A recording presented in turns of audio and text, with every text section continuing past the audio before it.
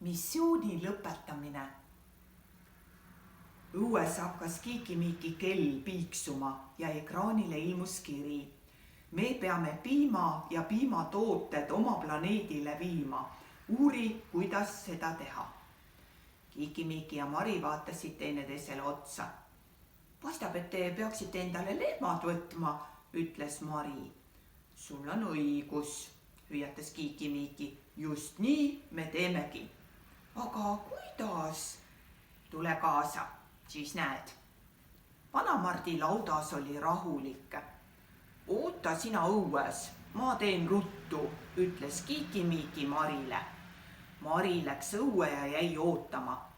Ei möödunud 2 minutitki, kui tema kõrval seisis kirju seltskond.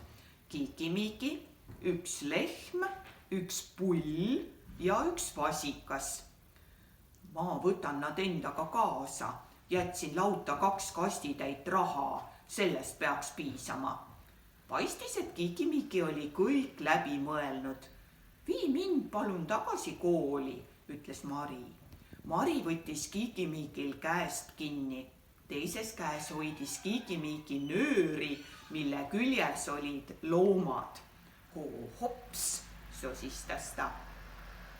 Mari avas silmad, aga kooli asemel olid nad koos lehmadega hoopis poes. Mõned inimesed taganesid hirmunult, teised hakkasid lähemale tulema. Mis sa nüüd tegid, Kiikimiiki, sosistas Mari ehmunult ja vaatas poisile otsa. Ma mõtlesin, et ostaks veel natuke piimatooteid kaasa, ütles poiss. Lehmadega ei käida ju poes. Teeme kiiresti. Nad ladusid korvi kohukesi ja jogurteid, kodujuustupakke ja piimapudeleid, juustukange ja võikarpe. Ehmunud inimesed seisid silmad pärani ja vaatasid, kuidas kirju seltskond poes ringi liikus. Kui lehmad ja lapsed kassasse jõudsid, kargas kassapidaja toolile püsti ja hakkas heleda häälega kiljuma.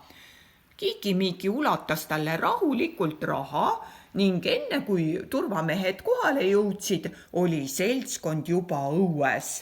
Teekond võis jätkuda. Järgmine peatus oli kooli katusel. 2 last ja 3 looma seisid veel viivuks koos. Aitäh, Mari, kõige eest, ütles Kiikimiiki. Aitäh, ka minul oli väga-väga põnev, vastas Mari ja tundis südames väikest torget. Kahju, et see seiklus hakkas läbi saama. Ma võtan kindlasti sinuga ühendust, lubas Kiikimiiki. Ja räägin, kuidas meil piimaga läheb. Kell piiksatas. Oli aeg. Mari kallistas Kiikimiikit ja tegi loomadele pai. Siis ütles Kiikimiiki hops ja kadunud nad olidki. Koolimajast kostis kellahelin. Mari ronis kiiresti katuseluugist alla ja jooksis koridori. Käes oli söögivahetund. Mari tormas sööklasse ja maandus koos teiste lastega laua taha.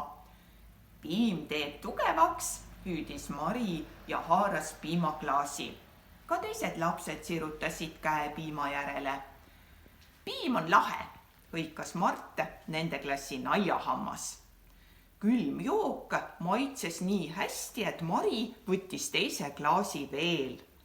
Samal ajal mõtles ta Kiikimiikile. Võib-olla joovad ka tulnuka lapsed praegu piima või maitsevad hoopis kohupiima. See mõte tõi Marile naeratuse näole.